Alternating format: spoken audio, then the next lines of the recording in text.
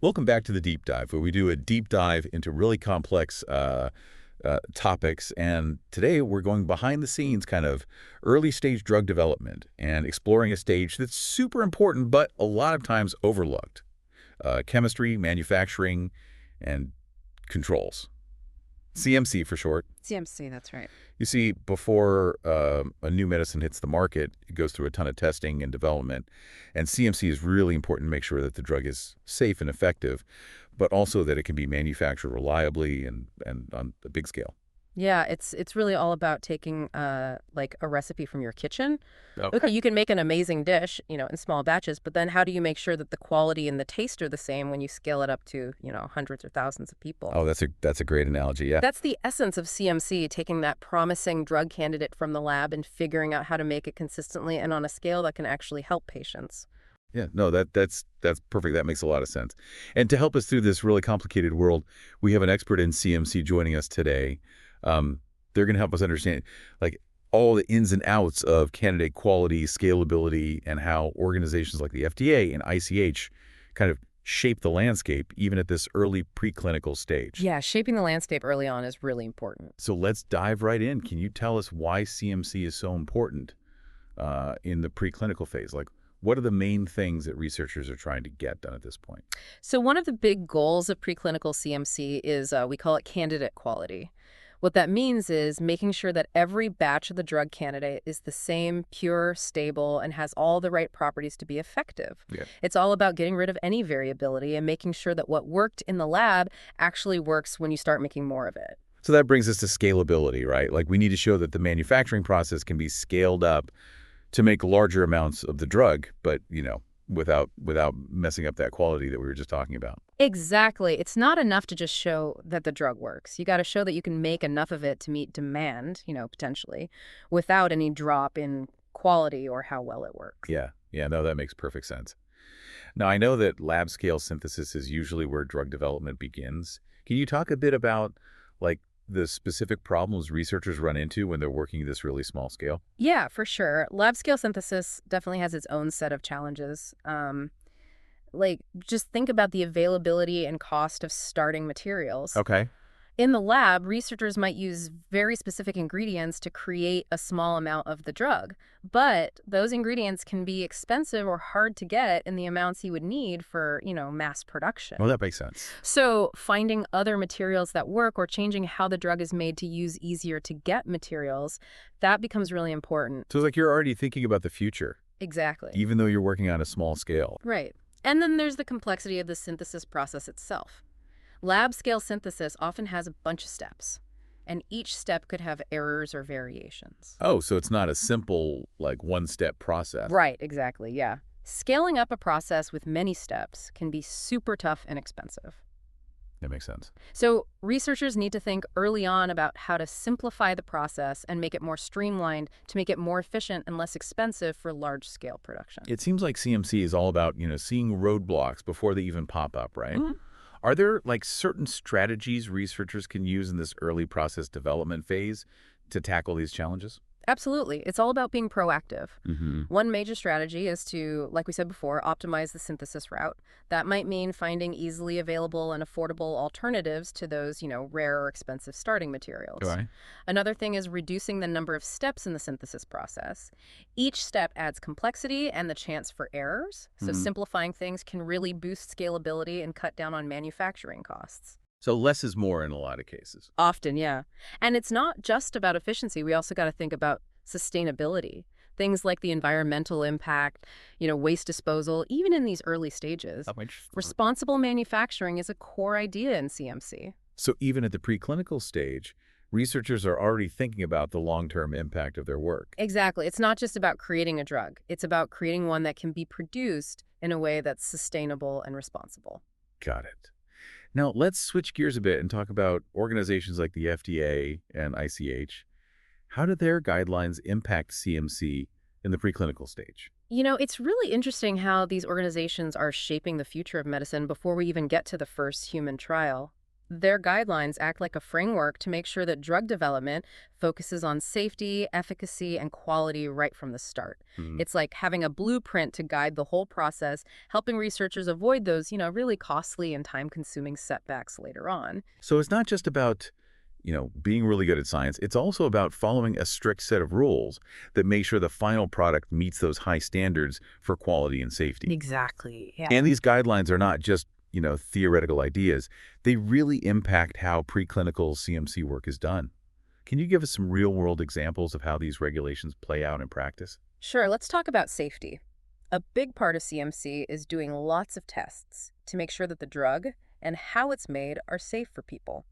This means figuring out if there's any potential for toxicity, impurities, or anything else that could be risky for patients. So before we even think about giving the drug to a person, Right, we got to be sure it's made in a way that minimizes any potential harm. exactly. And it's not just about the drug itself, it's about the whole process of making it.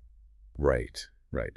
The FDA and ICH guidelines also talk about good manufacturing practices, or GMP, and these practices are there to make sure that the manufacturing facilities and the ways things are done meet really strict standards to reduce the risks of contamination and keep the quality and consistency of the drug product high. Right. It's a very thorough approach that covers everything from the raw materials all the way to the final packaged product. Wow, that's amazing. It really highlights the incredible attention to detail that goes into drug development, even at this early preclinical stage. Oh, absolutely. And all this carefulness is crucial for building trust in the medicines we rely on. Knowing that every step has been scrutinized and validated gives us confidence in the final product. Yeah, absolutely. Speaking of building trust, let's talk about efficacy. How do researchers show that a drug candidate is actually doing what it's supposed to do during this preclinical phase? So efficacy is about showing that the drug actually works. Preclinical studies are set up to show that the drug has the desired effect, in a controlled environment. Okay. This might mean testing the drug in animals or using systems in the lab to see how it affects cells or tissues. So, gathering evidence that the drug is working the way it should. Exactly. It's like laying the groundwork for later clinical trials in people. And this evidence has to be really solid, right? Oh, yeah, absolutely. And that's where those ICH guidelines on how to do statistics for clinical trials come in. Right. They make sure that the information collected is sound and can be used to make smart decisions about whether to keep developing the drug. Exactly. It's all connected from those first steps of making the drug in the lab to the rigorous testing and analysis that prove the drug's safety and how well it works. And all of this is happening before the drug even gets to a human patient. Right. It really underscores how important CMC is in this preclinical stage as the foundation for everything that comes after. It is the foundation, yeah. And speaking of foundations, let's talk about quality. We've touched on this a bit, but can you explain what quality means in the context of preclinical CMC? So quality in CMC is all about consistency. It's about making sure that even as you scale up the manufacturing process, you're still producing a high-quality medicine that meets those tough safety and efficacy standards we talked about. Right. This means using GMP to minimize contamination risks and make sure each batch of the drug is uniform and meets the specs that were set beforehand. So it's not just about making the drug, it's about making it the right way every time. Exactly. It's about having a process that's reliable and can be reproduced, ensuring that the final product is top-notch and gives researchers and patients confidence that it's safe and effective. Absolutely. And this focus on quality goes beyond just the manufacturing process, right? It also includes things like testing to see how stable the drug is, ensuring that it maintains its potency and purity over time. You're absolutely right. Stability testing is really important in CMC. It means exposing the drug to various conditions like different temperatures and humidity levels to see how it breaks down over time. This information is key for figuring out the shelf life of the drug and making sure it stays effective and safe for patients. So even after the drug is made, the CMC work continues to make sure it stays high quality and stable. Yeah, it's like a continuous cycle of testing, analyzing, and refining, all focused on getting the best possible medicine to patients. Wow, it's really a continuous process. It is. And it's important to remember that all this meticulous work is happening behind the scenes, long before a medicine is even available to the public. It's a testament to how dedicated and skilled CMC professionals are. Absolutely, yeah. They work so hard to make sure new treatments are safe, effective, and reliable. It's a critical part of drug development, but it doesn't always get the attention it deserves. Yeah, definitely not. It's amazing how much thought and effort goes into every single step of the process. It really is. And speaking of fascinating parts of the process, let's dig a little deeper into the analytical techniques they use in preclinical CMC. These techniques are key for figuring out the quality and purity of drug substances. They are, yeah. I'm particularly curious about the idea of sensitivity in these analytical procedures. Why is sensitivity so important in this context? What makes a good analytical method really stand out? Sensitivity is super important in preclinical CMC because we're often working with tiny amounts of the drug substance at this stage. If a method is highly sensitive, it can detect even the smallest traces of the drug or impurities, which allows us to really accurately assess its purity, stability, and ultimately its safety. Oh, It's like having a super-powered microscope that can spot even the tiniest flaws or inconsistencies in the drug substance. so the more sensitive the method, the more confident we can be about the drug's quality and purity. Precisely. And just like a microscope has to be calibrated for accuracy, analytical methods have to be validated. That means proving that the method is accurate, reliable, and gives the same results consistently every single time. So it's not just about having the fancy tools, it's about making sure those tools are working right and giving us information we can trust. Exactly. That's what validation is all about. It's a critical step to make sure the data we're using to make decisions about the drug's development is trustworthy and accurate. Okay, we've talked a lot about the technical side of CMC, but let's not forget about the people involved. What kind of expertise do you need to navigate this complex world? What are the different roles that contribute to making preclinical CMC successful? It's a field that really requires people from different areas of expertise to work together. At the heart of it all, you have chemists who are the experts in how drugs are made and how to change those processes to work on a larger scale. Okay. They're the ones who come up with the recipes, you could say, always trying to make the process better and ensure high quality. And to make sure those recipes are followed perfectly, we need analytical chemists, right? Absolutely. They're the quality control specialists. They develop and validate those really sensitive testing methods we discussed earlier, making sure that every batch of the drug is consistent and pure. So it's like they're making sure the ingredients are measured out exactly right Yeah. every single time. Exactly, yeah. And to take those lab scale processes and make them work in a factory, we need chemical engineers. They're the ones who bridge the gap between the lab and the factory, designing and scaling up the manufacturing processes so we can make large quantities of the drug. It's amazing how it takes so many different people with different skills to make this all work. It's a true team effort. And then there are the regulatory experts who make sure everything is done according to the FDA and ICH guidelines. They're like the conductors of the orchestra, making sure everyone is playing the same tune. Exactly, keeping everything in sync. So it's this huge collaborative effort that involves scientists, engineers, and regulatory specialists, all using their expertise to make preclinical CMC successful. It really is, yeah. And this collaboration is key to navigating all the complexities of drug development and making sure new treatments meet the highest standards of safety, efficacy, and quality. It's a journey with lots of moving parts, but ultimately it's all about helping patients. Absolutely.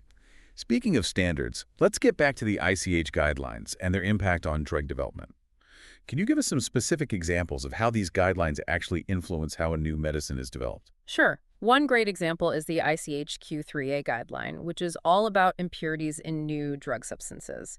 This guideline sets limits on the types and amounts of impurities that are allowed in a drug, which helps to minimize the risk of those impurities harming patients. So it's like setting a tolerance for imperfections. Yeah, exactly. We can't expect perfect purity, but we need to make sure that any impurities are within safe limits. That makes sense. And ICH guidelines don't just focus on safety, they cover things like efficacy too. For example, the ICH E9 guideline provides guidance on statistical principles for clinical trials, helping to ensure that the data we collect is strong and reliable and that the effectiveness of the drug is assessed properly. So it's really a comprehensive approach, covering everything from the very beginning of drug development to those final clinical trials. Exactly. And it's important to remember that these guidelines are always evolving as our knowledge of drug development and the science behind it changes. So it's not like a set-in-stone rule book. Right, exactly. It's more like a dynamic framework that adapts to new knowledge and challenges. It's always trying to make the process better and make sure new medicines are developed to the highest standards possible. It's really amazing to see how much thought and effort goes into making sure new medicines are safe and effective. It highlights just how important these behind-the-scenes processes are, even if most people don't know about them. It really does. And it's not just about the science. It's about the people, the collaboration, and the commitment to quality that makes new treatments possible. Absolutely. The development of a new medicine is an incredible journey. It's full of challenges, setbacks, but ultimately successes. And CMC in the preclinical stage is crucial in shaping this journey. It lays the foundation for safe and effective treatments that have the potential to really change lives. It truly is the foundation. And speaking of potential, let's think about things from the patient's perspective. Why should all of this matter to someone who's not a scientist or researcher? What's the takeaway for the average person who might one day need these new treatments? That's a great point. What is the takeaway for the everyday person? I think the main takeaway is this. When you hear about a new medicine being approved and made available, it's easy to forget about all the hard work that went into making that happen. Yeah. CMC in the preclinical stage is a huge part of that journey. It's about making sure that the medicine is safe, effective, and produced consistently to the highest possible standards. It's about making sure we can trust the medicines we rely on. Exactly. And it's a process that takes a lot of planning, testing, and collaboration between experts from different areas. Might not be the most exciting part, but it's absolutely essential for delivering high-quality healthcare. It really is. So the next time you hear about a brand new treatment, remember the CMC folks who work so hard to make it happen. They might not be in the spotlight, but they're a big reason why we have these new medicines. They are the unsung heroes. And on that note, I want to thank you, our expert, for coming on today and sharing your knowledge about this fascinating and complex world. It was my pleasure. Thanks for having me. And to our listeners, thanks for joining us on the Deep Dive. We encourage you to check out the show notes for more information and resources. Until next time, keep diving deeper. Yeah, it is a reminder that science is like always moving forward, always learning, refining, and adapting to new challenges. Speaking of challenges, let's zoom in on a specific aspect of CMC that is super important for, ensuring those high standards that we keep talking about, analytical techniques. Okay. Analytical techniques are like, I don't know, the eyes and ears of CMC, They allow scientists to really examine the drug substance at a molecular level. That's a good way to put it. So can you tell us a bit more about the role of these techniques in preclinical CMC? What kind of information are scientists trying to get? So analytical techniques, they're essential for characterizing and quantifying different aspects of the drug substance. Things like its purity, stability, and even its physical properties. Okay. Like, for example, we use techniques like chromatography. It helps us separate and identify different parts of the drug substance. Okay. And that helps us ensure that the drug is pure and doesn't have any impurities that we don't want in there. Gotcha. And then we have other techniques like spectroscopy that allow us to study the structure and composition of the drug substance. Okay. And that gives us valuable information about its stability and how it might break down over time. So it's like having a whole bunch of different tools, each one giving you a different piece of the puzzle. Exactly. And the information we get from these analytical techniques is used to make important decisions about how the drug is developed, from tweaking the manufacturing process to deciding how to store it properly. And how do these techniques relate to those regulatory guidelines we discussed earlier? So the FDA and ICH guidelines, they have very specific standards for the analytical methods that can be used in drug development. Okay. For example, the ICH-Q2 guideline, it provides guidance on something called method validation. Okay. Basically, it's about making sure that the analytical methods used are accurate, reliable, and doing what they're supposed to do. So it's kind of like a quality check for the tools themselves. Exactly. Yeah. This validation process really helps to make sure that the data coming from these analytical techniques is trustworthy and meets those regulatory requirements. It's crucial. So again, it's not enough to just have fancy equipment. Right. It's about using that equipment in a way that meets those high-quality standards and gives us reliable data. Absolutely. And this focus on detail is really important for making sure new medicines are safe and effective. Now, we talked about how complex CMC is and how it needs people with very specific skills. Can you give us a peek into the world of CMC professionals? What are some of the different roles that contribute to this process? Well, CMC is all about collaboration, bringing together experts from many different fields. Okay. You've got organic chemists who focus on developing and optimizing the way the drug substance is made. Okay. They're the ones who work hard to figure out the most efficient and cost-effective way to produce the drug, all while maintaining its purity and quality. So they're like the master chefs of the drug world. Yeah, you could say that. Then you've got analytical chemists who are like the guardians of quality control. Yeah. They develop and validate those sensitive testing methods we talked about, making sure each batch of the drug meets those specific requirements. And then to take those processes from the lab to a larger scale, you need chemical engineers, right? Exactly. They're the ones who design and optimize the manufacturing process, making sure the drug can be produced in large quantities without compromising its quality. So it sounds like a well-coordinated team effort is crucial here. Oh, absolutely. Yeah. It really is like an orchestra with everyone playing their part to create a harmonious final product. I love that analogy. Right. And of course, we can't forget the regulatory affairs professionals.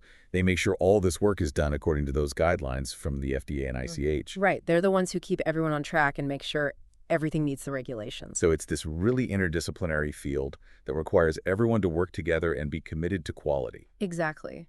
And that team spirit is essential for tackling the challenges that come up during drug development and ultimately getting new treatments to the people who need them. Speaking of challenges, what are some of the hurdles CMC teams often face in the preclinical stage? Like, what are some common roadblocks, and how do they get around them? Well, one of the biggest challenges is finding a manufacturing process that can be scaled up and isn't too expensive. Okay.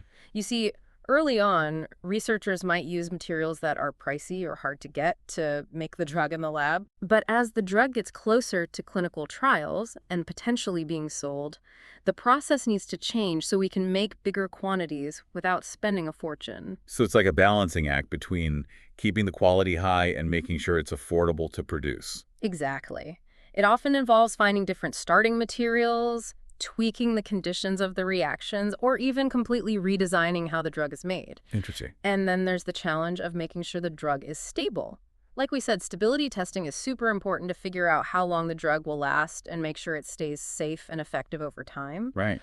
But some drugs are naturally unstable, which makes it really tricky to turn them into a product that lasts. Oh, I see. This might mean using special packaging, storing them carefully, or even coming up with completely new ways to deliver the drug to protect it from breaking down. So it's not just about making the drug, it's about making sure it stays good until it gets to the patient. Exactly. And tackling these challenges takes a combination of scientific smarts, creative problem solving, and a deep understanding of the drug itself and all the regulations involved. Now, we've talked a lot about the technical side of CMC, but it's important to remember that all of this is ultimately about helping people. It is. Can you talk about the connection between preclinical CMC and the patient experience? How does all this work behind the scenes actually benefit the people who might one day take these new treatments?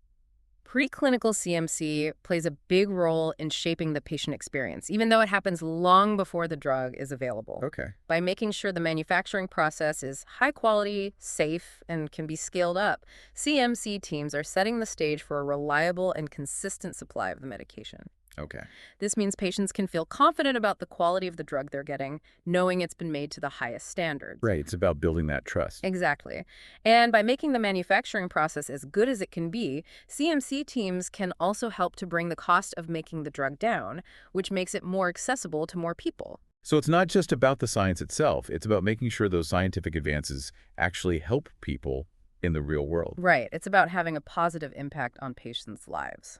Now, let's zoom out a bit and look at drug development as a whole. Where does preclinical CMC fit into the whole pipeline?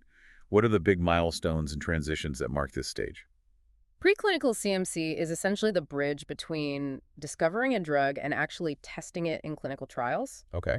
Once scientists find a promising drug candidate in the lab, CMC teams jump in to figure out how to manufacture it in a way that's reliable and can be scaled up. Gotcha. This involves a lot of different activities, like optimizing the synthesis route, doing the stability tests, and basically making sure that the drug substance can be produced consistently and to the required quality standards. So it's about taking that initial discovery and turning it into something that can actually be made on a larger scale. Exactly. And this preclinical CMC work usually happens at the same time as preclinical toxicology studies, which look at how safe the drug is in animals. Once both the CMC and toxicology studies have enough data to show that the drug candidate is safe, the team can start preparing for the next big step, submitting an investigational new drug, IND, application to the FDA. The IND, right? Yeah. This application is like a big report that summarizes all the preclinical data that supports the safety of the drug candidate, as well as the plan for the clinical trial and how the drug substance will be made. So it's like a checkpoint where you transition from working in the lab to testing the drug in people. Rather exactly. Yeah. And a lot depends on the quality of the preclinical CMC data in that IND application. Okay. If the FDA has any concerns about the manufacturing process or the quality of the drug substance, they might put the clinical trial on hold until those concerns are addressed. So it's a really important step that shows just how important it is to be careful and thorough during preclinical CMC. Absolutely. Everything has to be done right. It's incredible how much goes into getting ready for those first human trials. It is, yeah. And it reminds us that drug development is a long and complicated process, It is, yeah. with each stage building on the one before it. That's right. Now, we've talked about the regulatory hurdles and the scientific challenges, but what about the people doing this work? What are some of the things that motivate CMC professionals? What makes this work rewarding for them? I think for many CMC professionals, it's the feeling of being part of something bigger than themselves. Oh, yeah. Knowing that what they do is helping to create new treatments that have the potential to reduce suffering and improve people's lives, that's a powerful motivator. Absolutely. It's also a field that's always pushing the boundaries of innovation and problem solving. Right. CMC teams are always looking for new and better ways to produce these complex drug substances, often using cutting-edge technologies and techniques. It sounds like a really exciting field to be in. It definitely is. And we can't forget about the collaborative aspect of CMC. Teams are usually made up of people from different backgrounds, each with their own expertise. Right, the diversity of thought is so important. It creates a dynamic and stimulating environment where everyone is working together towards a shared goal. And that shared goal is ultimately to help patients. Exactly. So it's a field that offers both intellectual challenges and a deep sense of purpose, all while making a real difference in the world. It's really inspiring to see the passion and dedication of CMC professionals. It is. And it's a good reminder that behind every groundbreaking new medicine is a team of people who worked incredibly hard to make it happen. That's true. Speaking of those dedicated folks, let's take a moment to acknowledge the contributions of analytical chemists in CMC. Yes, they are essential. We touched on their role in quality control, but can you talk more about the specific challenges and rewards of this specialized field? Analytical chemistry is like the backbone of CMC. It provides the data that drives all the decisions made throughout the process. Okay. Analytical chemists, they're the ones who develop and validate those really sensitive analytical methods we discussed earlier. Right. They make sure the drug substance meets strict quality standards. So they play a critical role in ensuring the drug is safe and effective. Absolutely. It's a very meticulous and demanding field that requires a deep understanding of chemistry, instrumentation, and how to analyze data. So you need a really strong foundation in chemistry to do this work. Definitely. Analytical chemists are constantly challenged to find new and better ways to measure and characterize these complex drug substances. Okay. They often work with cutting-edge technology and push the limits of what's possible in terms of detection. So they're really pushing the boundaries of science. They are. It's a field that demands precision, accuracy, and a real commitment to quality. It sounds like there's no room for error. Not really, no. But it's also a field that brings a lot of satisfaction. Okay. Knowing that your work is directly contributing to the safety and effectiveness of new medicines is a huge motivator. Absolutely. And seeing the data you've collected being used to make crucial decisions about drug development is incredibly rewarding. So it's a field that's both intellectually stimulating and deeply meaningful. Exactly. It's amazing to see how much passion and expertise goes into every part of CMC. It really is. And it's a reminder that even the smallest details can have a big impact on the success of developing new medicines. Speaking of details, let's delve a little deeper into those analytical techniques. Okay. Can you give us some specific examples of the tools and methods that analytical chemists use to analyze drug substances? Analytical chemists have a whole range of tools and techniques at their disposal, each one designed to provide unique information about the drug substance. Okay. One of the most common techniques is chromatography, which is used to separate and identify the different components within a mixture. Okay. There are different types of chromatography, like high-performance liquid chromatography, or HPLC, and gas chromatography, GC for short. And each one is best suited for different types of drug substances. Gotcha. Chromatography is really important for assessing how pure the drug substance is, finding any impurities that might be lurking in there, and seeing how stable the drug is over time. So it helps to paint a complete picture of the drug substance. Exactly. And then we have spectroscopy, which uses light to study the structure and composition of molecules. Okay. There are different kinds of spectroscopy, too, like ultraviolet visible spectroscopy, UVVs, infrared spectroscopy, IR, and nuclear magnetic resonance spectroscopy, NMR.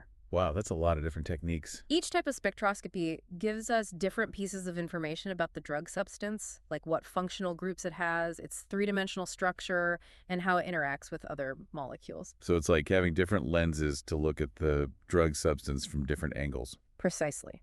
And all this information is used to build a comprehensive profile of the drug substance, ensuring that it's high quality, safe, and effective. It's amazing how much information you can get from these techniques. It really is, and it shows how clever analytical chemists are, developing these powerful tools to examine drug substances at such a tiny level. Speaking of scrutiny, let's talk about method validation again in analytical chemistry. Okay. We touched on this earlier, but can you explain why method validation is so important in CMC? Method validation is all about proving that an analytical method is doing what it's supposed to do. Okay. In CMC, it's crucial for making sure that the data from these analytical techniques is accurate, reliable, and meets those regulatory standards. So it's about making sure the data we're using to make decisions is trustworthy. Exactly. The ICH Q2 guideline provides a framework for how to do method validation. Okay. It outlines the things you need to check, like accuracy, precision, linearity, and robustness. That's like a checklist to make sure the methods are up to par. Exactly. This rigorous validation process helps ensure that the analytical methods used in CMC are reliable and produce data that we can trust. And that trustworthy data is essential for making informed decisions about drug development, right? Absolutely. It helps us do everything from optimizing the manufacturing process to making sure the drug substance is safe and effective. So without method validation, we wouldn't know if the data from these analytical techniques is actually reliable. That's right. And that could lead to serious problems in drug development, potentially even putting patients at risk. It's like building a house on a foundation that's not stable. Exactly. If the foundation isn't solid, the whole structure could collapse. So method validation is crucial for making sure the whole CMC process is sound and reliable. It's a fundamental part of the process. It's amazing how much attention to detail goes into every single aspect of CMC. It's all about quality. It's a reminder that even the tiniest details can make a huge difference in whether a new drug is successfully developed. Every step matters. Speaking of specifics, let's look at some real-world examples of how analytical techniques are used to solve challenges in CMC. Okay. Can you share any case studies or stories that highlight how important these techniques are? Sure. One great example is how analytical techniques are used to find and measure impurities in drug substances. Okay. Impurities can come from all sorts of places, like the starting materials, the manufacturing process, or even the drug breaking down over time. So it's like contamination. In a way, yeah. And some impurities might be harmless, but others can be toxic or even make the drug less effective. That makes sense. Analytical techniques like chromatography and spectroscopy, they're key for finding and measuring these impurities. Okay. This allows CMC teams to keep an eye on the levels of impurities and make sure they stay within safe limits. So they're like the detectives of the drug development world. Yeah. For example, while developing a new cancer drug, analytical chemists found a tiny impurity that was causing the drug to break down really quickly. Oh, wow. They used a combination of chromatography and spectroscopy to identify the impurity, figure out where it was coming from, and then change the manufacturing process to get rid of it. So they were able to solve the problem. Exactly. This ensured that the drug stayed stable and effective, which allowed them to continue developing it for clinical trials. That's a great example of how important these techniques are. It really is. And another example is how we use analytical techniques to assess how stable a drug substance is. Right. We talked about stability testing earlier. Exactly. It's really important for figuring out the shelf life of a drug and making sure it stays safe and effective for as long as possible. Analytical techniques like HPLC and UV-Vis spectroscopy are commonly used to track how the drug substance breaks down under different conditions. Like different temperatures and humidity levels. Right. And this data is used to figure out the best way to store the drug and what kind of packaging to use to protect it from breaking down. So it's not just about making the drug, it's about making sure it stays potent and safe until it reaches the patient. Exactly. Analytical techniques are crucial for understanding how the drug behaves over time. It's fascinating how these techniques are used to tackle real-world problems in CMC. It is. And it's a good reminder that the work of analytical chemists is really important for getting safe and effective medicines to people. They're unsung heroes for sure. Absolutely. Speaking of the people who benefit from all this work, let's take a moment to think about the impact of CMC on patients. Okay. How does all this behind-the-scenes effort translate into real benefits for the people who might one day take these new treatments? Well, at its heart, CMC is about ensuring that new medicines are developed and made to the highest standards of quality, safety, and efficacy. Okay. By optimizing the manufacturing process, doing rigorous stability testing, and putting in place strong quality control measures, CMC teams are creating the foundation for treatments that are reliable and consistent. So it's about giving patients confidence that the medicines they're taking are safe and effective. Exactly. Patients need to know that the medicines they rely on have been made with incredible attention to detail and that they meet strict regulatory guidelines. It's about building trust in the healthcare system. It is, and by streamlining the manufacturing process and finding ways to make it more cost-effective, CMC teams can also help to make new treatments more affordable and accessible to more people. So it's not just about the science, it's about making sure that everyone who needs these treatments can actually get them. That's right. The work of CMC has a direct impact on people's lives, making sure they have access to medicines that are safe, effective, and affordable. It's a powerful reminder that even the most technical aspects of drug development are ultimately about improving human health. Absolutely. At the end of the day, it's all about helping people. Speaking of improving human health, let's shift our focus to the bigger picture of innovation in the pharmaceutical industry. Okay. How has CMC changed over time, and what are some of the new trends and challenges emerging in this field? CMC has come a long way in the last few decades thanks to advances in science, new technologies, and evolving regulations. Okay. One of the biggest trends is that the drug substances we're working with are getting more and more complex. Okay. As we try to develop treatments for really challenging diseases like cancer and Alzheimer's, the molecules themselves are becoming more complicated and harder to manufacture. So the science is getting more challenging. It is.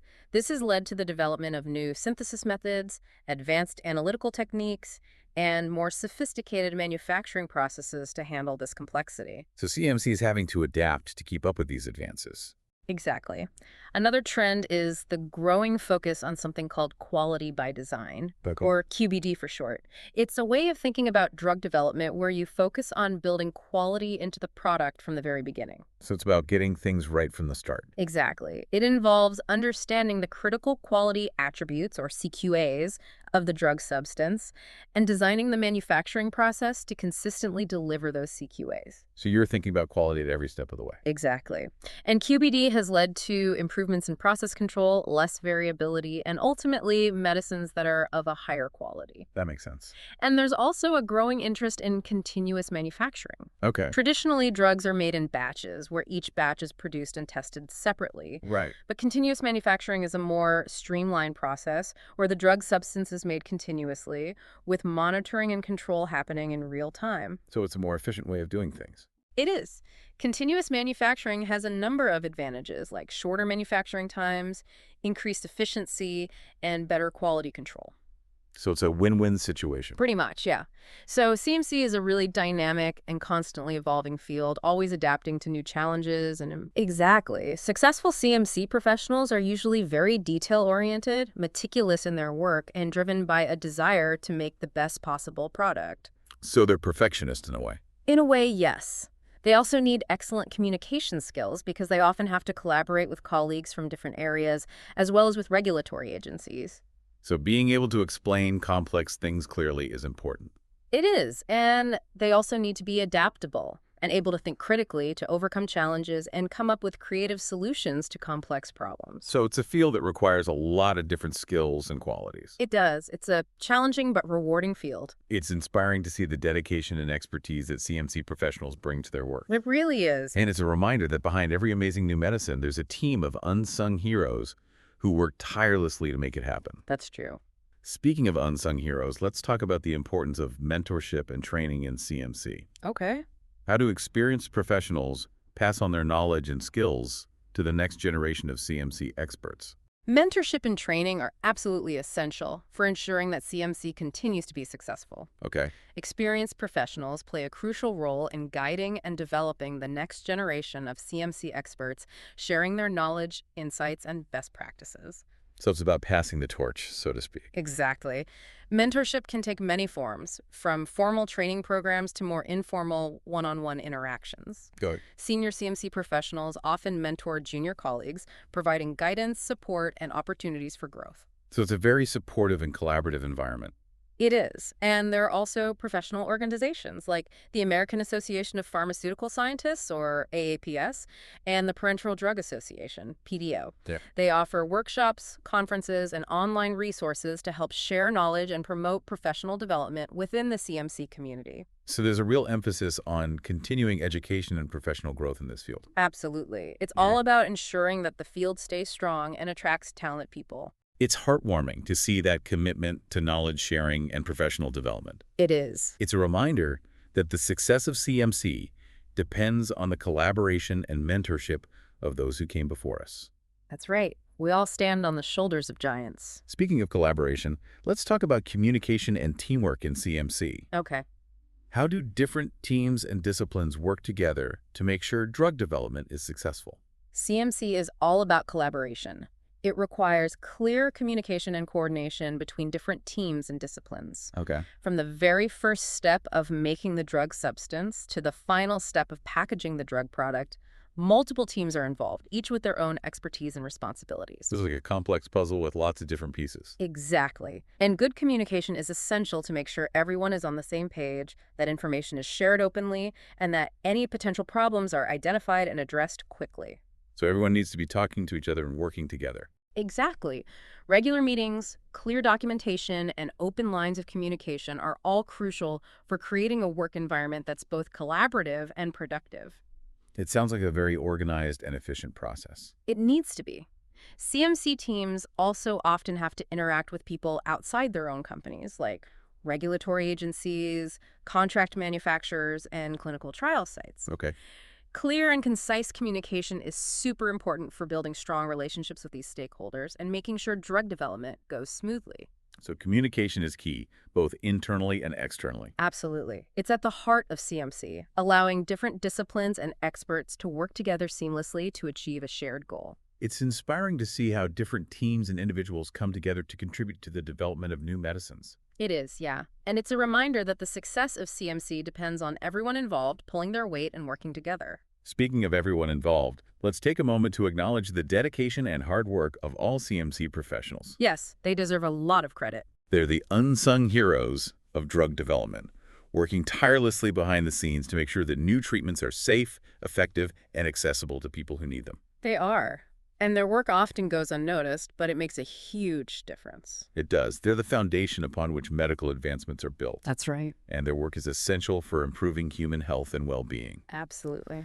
So let's express our gratitude to all CMC professionals for their invaluable contributions to the field of medicine. Here. Speaking of gratitude, I want to thank you for joining us today and sharing your insights into this amazing and complex world of CMC. It's been my pleasure. Thanks for having me. It's been an enlightening and inspiring conversation. And to our listeners, thanks for tuning in to The Deep Dive. We hope you've learned a lot about the intricate processes and dedicated individuals that make new medicines a reality. I hope so, too. We encourage you to check out the show notes for more information and resources on this topic. Until next time, keep diving deeper into the wonders of science and innovation. Wow, we've really covered a lot today, haven't we? Exploring this whole world of preclinical CMC. From the technical stuff, like how drugs are made and analyzed, to the regulatory hurdles and the amazing collaboration that makes this field work. But before we go, I want to bring it back to our listeners. Why should all this matter to someone who's not a scientist? What's the takeaway for the everyday person who might benefit from these new treatments someday? That's a really good question. I think the big takeaway is this. When you see a new medicine approved and available, it's easy to forget all the work that went into making it happen. Preclinical CMC is a huge part of that journey. It's all about making sure that medicine is safe, effective, and consistently produced to the highest standards. It's about knowing that those medicines we rely on are trustworthy, right? Absolutely. And it's a process that involves careful planning, testing, and experts from all different fields working together. It may not be glamorous, but it's super important for delivering quality healthcare. So next time you hear about a new treatment that sounds promising, remember all the folks working behind the scenes in CMC. They may not be in the spotlight, but they're a huge reason why we have these new medicines. They really are the unsung heroes laying the foundation for medical progress. And on that note, I want to give a big thank you to you, our expert, for joining us today and sharing your incredible knowledge about this fascinating world. It was my pleasure. Thanks for having me. And to all our listeners, thank you for joining us on the Deep Dive. We encourage you to explore the show notes for more info and resources. Until next time, keep diving deeper.